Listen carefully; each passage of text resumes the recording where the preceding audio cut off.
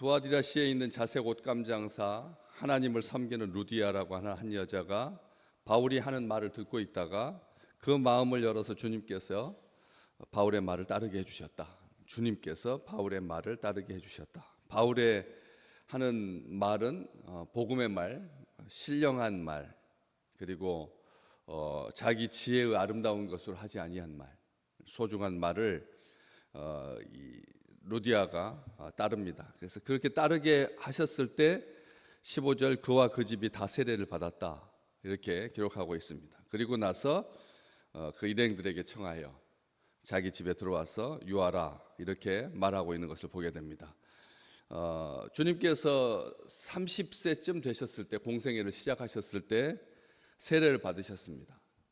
또 요한이 세례를 베풀었고요. 요한이 베푼 세례는 회개를 받게 하는, 회개를 위한 세례이고, 우리 주님께서 받으신 세례는 회개를 위한 세례가 아니라 모든 의를 이루기 위한 세례였습니다. 모든 의는 하나님의 계획, 하나님의 뜻, 죄 사함 받고 용서받아서 구원받는다라고 하는 하나님의 그 구원을 완성하는, 이루기 위한 그런 세례였습니다.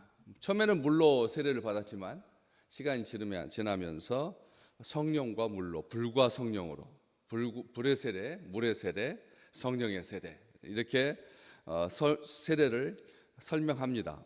그런데 우리는 물로 세례를 받죠.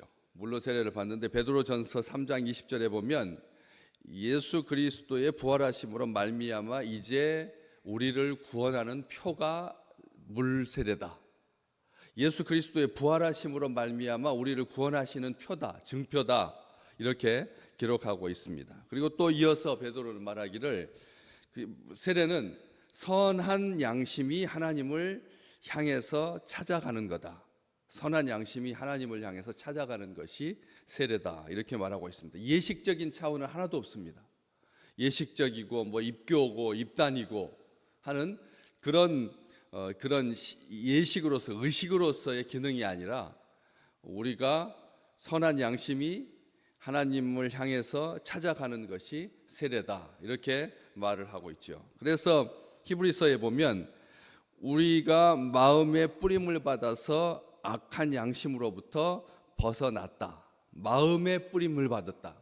물이 그냥 몸을 적시는 것, 그 뒤가 나오거든요. 몸은 맑은 물로 씻음을 받았고, 그 더 중요한 것이 마음의 뿌림을 받아서, 마음의 물의 뿌림을 받은 것을 통해서 마음의 뿌림을 받아서 악한 양심으로부터 벗어난다. 이렇게 기록을 하고 있거든요. 그래서 세례라고 하는 것이 단순하게 어떤 의식적으로서 기능하는 것이 아니라 우리의 몸과 마음을 정화하고 정하게 하는, 거룩하게 하는 그런 요소다라고 하는 것을 알 수가 있습니다. 그런 사람은 참 마음과 온전한 믿음으로 하나님께 나아가는 사람이 되는 거죠. 세례라고 하는 것이 그렇게 강제해서 억지로 아니면 집단 개종을 위하여서 하는 어떤 표시로 하는 것이 아니다라고 하는 것입니다. 여기 그녀와 그녀의 집이 이렇게 되어 있지 아니하고 그와 그 집이 다 세례를 받았다 이렇게 기록하고 있습니다. 그 집이 다 세례를 받는다라고 하는 것은 문자적으로만 존재합니다. 그럴 수가 어떻게 있겠습니까? 세속사에서 한 가정이, 한 집안이 전부 다 예수를 믿었다. 이게 세례를 받았다라고 하는 것이 중요한 것이 아니라 온 가정이 다 예수를 믿는다라고 하는 건데, 이 세례를 받는다라고 하는 것이, 집이 세례를 받는다라고 하는 것이 그냥 말씀을 듣다가 은혜 받아서 주께서 마음을 열어주셔서 루디아 한 개인에게는 이게 있을 수 있습니다. 얼마든지. 그렇지만 집이 다 세례를 받는다라고 하는 것은 쉽지 않은 일이기 때문에, 귀한 일이기 때문에 우리가 귀하게 여기죠. 죄사함 받고 하나님의 백성이 된 표시로서 하나님께서 임하신 증거로서 빛된 삶으로, 생명의 삶으로 인도해 주시는 하나님의 은혜로서 온 가족이 다 세례를 받는 건데, 이 귀한 것, 믿음을 갖게 된 것, 이게 나 홀로만, 나 혼자만, 아니면 한순간 찡한 어떤 감정적인 요소로서 그렇게 존재하는 것이 아니라 내가 가장 사랑하는 사람, 가족과 함께 구원받겠다라고 하는 그런 믿음을 불타오르게 한다는 거죠. 그래서 우리는 끊임없이 평생을 살면서 하나님 앞에 이 문제는 기도합니다. 온 가족이 다 예수 믿는 가정이 되게 해달라고. 온 가족이 다 예수 믿게 해달라고. 아직까지도 3남매 중에서 누구 한 명만 예수 믿어가지고 장례식을 치를 때 선뜻 내가 가장이고 내가 상주인데도 불구하고 기독교식으로, 이게 도대체 우리나라가 아직도 이 종교가, 형제 간의 종교가 다 다르니까, 심지어는 부부도 종교가 다르고 자녀들까지 다 다른 경우도 있거든. 그렇게 되면 이것은 큰 분란이 됩니다. 어떤 식으로 할 거냐, 이걸 가지고. 그래서 될 수 있으면 불편한 소리 나지 않게 하려고 조용하게 화목하게, 그러면 피차 서로 다 종교적인 색채를 빼버리고 그냥 친구들의 조문을 받고 고인이 우리를 사랑하셨다라고 하는 것을 기억하고 2박 3일 동안의 행사를 마치고 끝내자. 그 이후에 이제 각자 알아서 이걸 가지고 추도 예배를 드리든지 뭐 성당에 가든지 절에 가든지 하자. 이렇게 해가지고 미봉된 상태로 봉합하는 그런 경우들이 멀리 있지 않더라고요. 늘 가까이에 있습니다. 그래서 이게 은혜를 사모하는 마음으로, 영원을 사모하는 마음으로, 영생을 사모하는 마음으로, 참된 진리를 사모하는 마음으로, 주 예수 그리스도를 사모하는 마음으로, 구원의 기쁨으로 가득해야 되는데 온 집안이 다 그렇지 않다는 것이죠.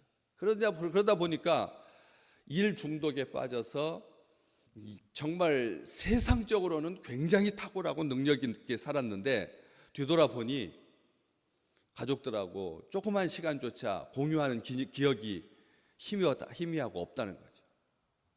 그래서 모든 것을 내려놓고 가족들과 함께, 그래서 마지막 인생의 큰 부분들을 그렇게 공유하려고 하는 그런 흐름들, 그런 생각들이 많아지고 있는 그런 시대이기도 합니다. 그래서 가족 구원이라고 하는 것이 하나님의 뜻입니다. 일에 매여 가지고 가족이 전체가 다 예수 잘 믿는 것에 대해서 손 놓고 있어서는 안 되는 일이, 가장 귀한 일이 바로 하나님의 뜻이다라고 하는 것을 알 수가 있는 것이죠. 바로 우리 잠깐 밑에 보실까요? 16장 31절, 간수에게 했던 가장 유명한 말, 사도행전 16장 31절 우리 같이 읽겠습니다. 이르되 주 예수를 믿으라. 그리하면 너와 내 집이 구원을 받으리라. 간수에게 우리가 도망간 거 아니니까 자살하지 마라 라고 하면서, 그렇게 다급한 상황인데 바울이 뭐라고 말합니까? 예수 잘 믿어라. 아니, 우리 안 도망갔다. 걱정하지 마라. 목숨 너한테 위해가 가지 않는다.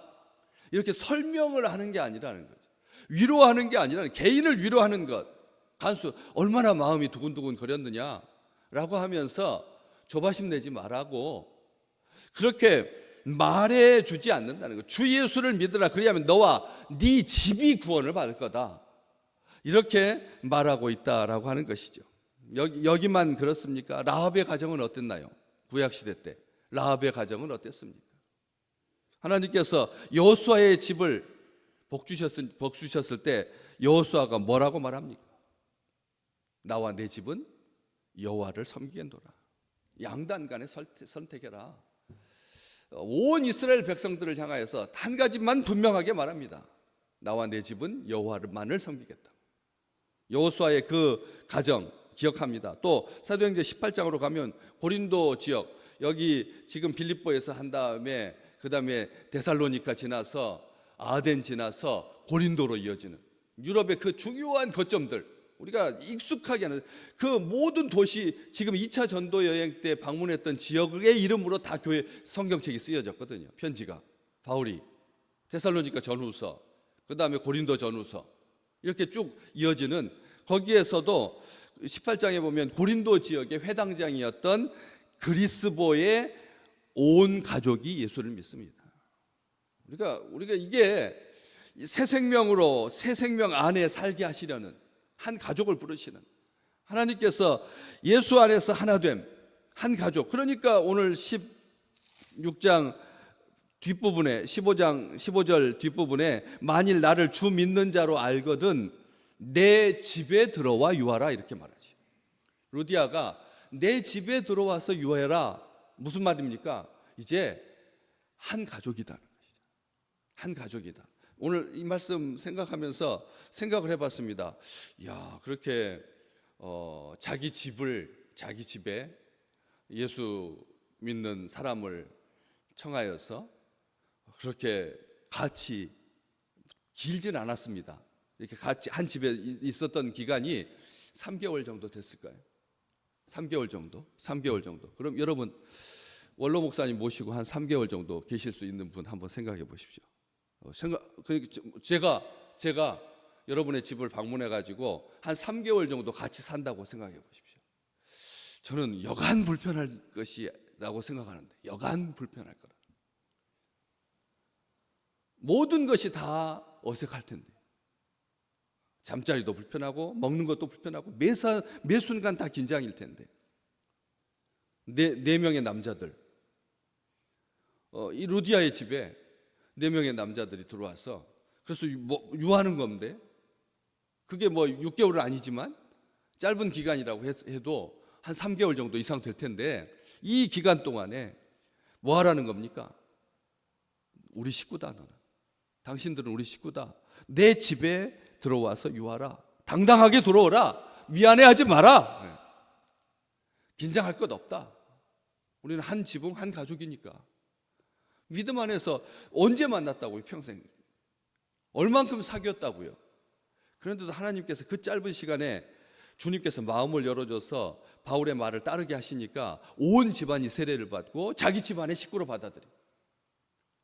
이게 진짜 주님께서 꿈꾸셨던 교회의 모습인 거죠. 이게 교회의 모습인 거죠. 우리 바로 직전 세대까지는 다 구역 신방할 때 그 집에서 식사를 같이 하고 구역 식구들과 함께 그렇게 했었는데, 요즘은 그게 보편적이지 않은 시대를 살고 있습니다. 어떻게라도 그냥 집에 안 오고 그냥 교회에서 간단하게 이렇게 만나는, 그것이 다가 된 그런 시대를 살고 있지 않습니까? 그런데 집에 들어와라. 여기 갈라디아서 3장 27절에 보면 누구든지 그리스도와 합하기 위하여 세례를 받은 자는 예수 그리스도로 옷 입었다. 예수 그리스도, 부끄러움이 하나도 없다는 거죠. 예수 그리스도로 옷 입었으니까.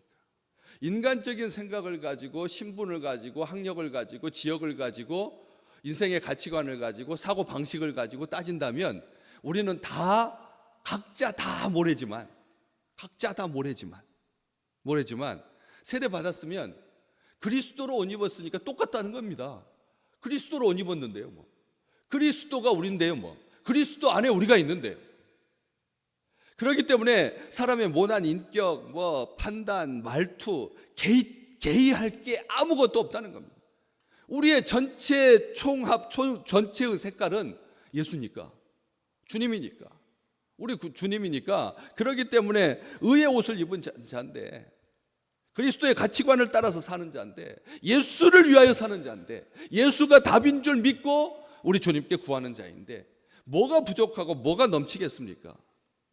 온전하게 우리 주님만을 바라보고, 주님의 형상을 바라보고, 주님으로 옷 입은 그 주님의 그 아름다우심을, 흠모할 만함을 우리가 서로에게 느끼고 감사하고 감격하고 부둥켜 안고 안아주고 위로하고, 기쁜 일이 있을 때 함께 나누고 슬픈 일이 있을 때 함께 나누고. 제가 더 말씀드리지만 기쁨을 함께 할 수 있는 것이 진짜 한 가족이다. 슬픔은 그냥 옆에 같이 눈물 흘리고 있는 것은 가장 쉬운 일입니다. 눈물 흘리는 것이 가장 쉽습니다. 나이 들면 그냥 아무거나 다 눈물이 나오는데요. 아무거나 다 눈물 나오기 때문에 눈물 흘리는 것이 가장 쉬운 감정의 표현입니다. 세상은 슬픔을 같이 해준다는 것에 대해서 굉장히 비중을 두지만, 예수 안에서 우리가 구원받은 그 기쁨으로 충만하기 때문에, 그래서 형제의 기쁨을 내 기쁨으로 여길 수 있다라고 하는 것이 복된 관계라는 거죠. 가장 기쁜 관계이고 좋은 관계고 선한 관계고 주님께서 함께 하시는 관계라는 거죠. 너만 너에게 다 절하더냐? 형제들이, 부모님도 해와 달도 요셉에게 절하고 형제들도 다 절하라는 말이냐? 그렇지만